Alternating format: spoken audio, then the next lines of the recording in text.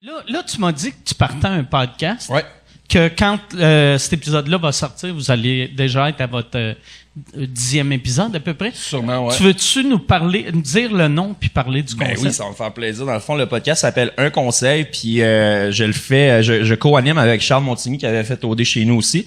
Puis dans le fond, le concept du podcast, c'est qu'on invite une personne en fait qui a établi de quoi, là, peu importe son background professionnel, spirituel ou personnel, puis on lui demande de nous donner un conseil de vie qui peut être applicable vraiment sur tous les aspects de la société, peu importe.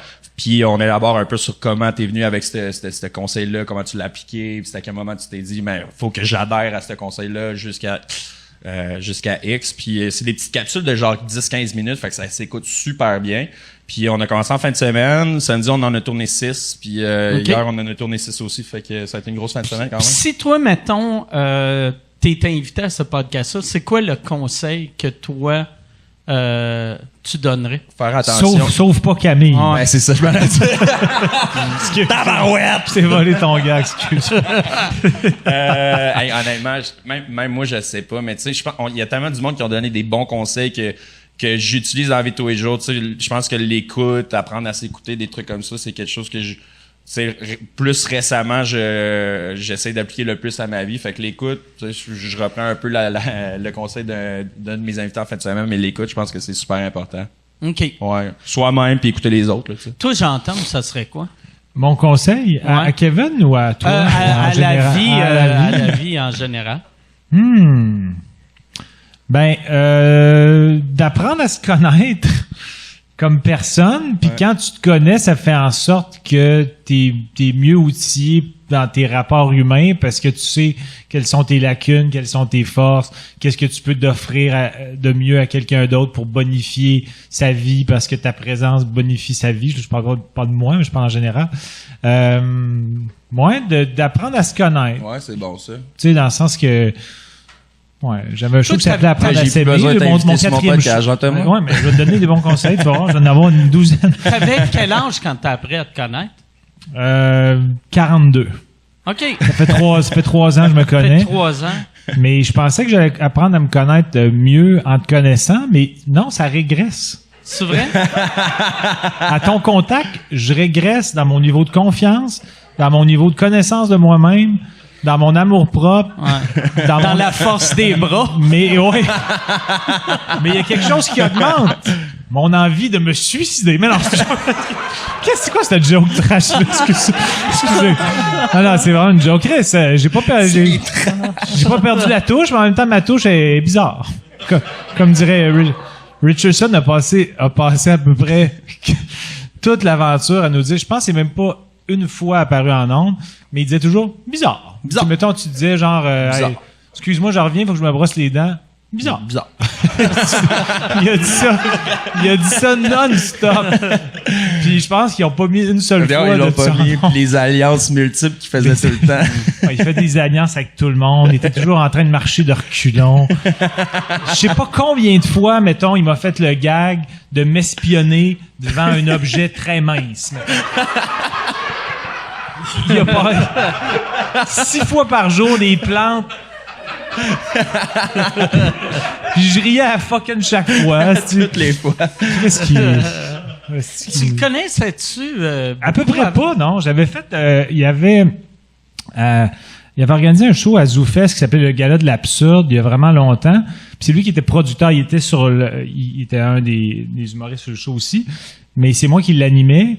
Fait que je l'avais vu là, mais c'était vraiment... On a fait 6 shows, puis tu sais, on s'entendait bien le soir des shows, mais on n'est pas resté en contact nécessairement.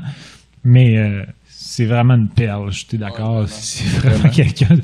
Il y a tellement une vibe apaisante, il est doux, il est tout le temps là pour tout le monde. On dirait tu peux pas être anxieux quand t'es avec lui. Il est tellement calme. Il est tellement attentionné aussi. Il est attentionné. C'est ça. Puis il est drôle, là. Il faisait toujours les mêmes gags. Ben, il y en avait un registre quand même pas pire, mais des running gags, il y en avait 800. Là. Le gag, c'était... le gag qui me French. C'était tout le temps, je l'imite très mal, mais à chaque fois qu'on se croisait, il me faisait... on fonçait dessus comme s'il allait me Frencher. Là, des fois, on faisait juste se pousser en disant « What the fuck, man? » Moi, je pense que la fois qui m'a fait le plus rire dans les débuts, c'est moi je dormais à côté de Richardson, puis souvent tu sais je me couchais plus tard parce que je chillais avec avec les filles avec l'autre, puis on jasait tard le soir, puis là j'allais me coucher. Fait que là j'arrivais dans la chambre en catimini, je me glissais en dessous des draps, puis l'an dernier j'entendais. Je m'en vais de bord, je vois juste Rich qui est couché de même puis qui me regarde de même en dessous de la couverte, genre avec ses gros yeux même. Il est genre 3h du matin, il est là, t'as en train de se marcher. Non, c'est du bon Rich. C'est Richardson. Mais tu sais, il faisait jamais des gags trop trash non plus. Je pense qu'il faisait toujours attention un peu à ce qu'il disait. Mais des fois, il se laissait aller un peu plus. Puis, quel participant vous a le plus surpris? Mettons que vous êtes rentré avec une idée préconçue, puis en fin de compte, vous a complètement surpris sur sa façon d'être, qui était pas pantoute ce que vous imaginiez. Varda, moi, je pense. Varda. Moi, en fait, j'ai été plus surpris, mettons, en regardant les émissions sur certaines personnes. Tu sais, Varda, au début, je pense son espèce de personnage de diva exponentielle, j'avais un petit peu de misère avec ça, mais en regardant les émissions, je m'étais dit, tabarouette, man, elle a fait un Christy de show. Elle est drôle, tu sais, elle a du répertoire, Varda. Fait puis, tu sais, on s'est parlé beaucoup en sortant de Big Brother. Fait que moi, Varda, elle m'a vraiment surpris. Ça a vraiment, toutes mes idées préconçues que j'avais de Varda, tu sais, là, je me suis fait ma propre opinion, puis je suis vraiment content. Vous êtes parlé pas mal depuis? Ouais. Je vais faire mixologue à domicile pour la fête à son fils dans un mois. Ah ouais? Ouais, elle m'a appelé. C'est cool, ça. Ouais, son fils de 12 ans? Ouais. Non, c'est son plus jeune fils, Sacha, va avoir 18 ans. OK. Puis m'a demandé ça, fait que ça va être comme mon premier contrat. Fait que mais tu disais pas aussi que ton idée de podcast, dans la maison, tu avais un projet de faire un podcast mixologie. T'as-tu encore ça en tête un jour peut-être? Ouais, exact. Ça, je pense que ça va être une version un petit peu plus longue. Tu sais, c'est sûr que le un conseil, c'est des petites capsules, mais tu sais, moi je vois ça vraiment comme de l'expérience que je suis en train de bâtir, tu sais, de la crédibilité puis tout. Puis c'est sûr que éventuellement j'aimerais ça avoir mon propre projet de podcast, inclure la mixologie, des belles discussions, puis que ça soit drôle. Là, tu sais. C'est quoi ton, tu sais, comme mettons pour toi le endgame là-dedans, le rêve ultime, c'est-tu d'animer ton propre show télé? C'est-tu d'avoir un podcast qui marche? C'est-tu la radio? C'est-tu avoir ton propre bar?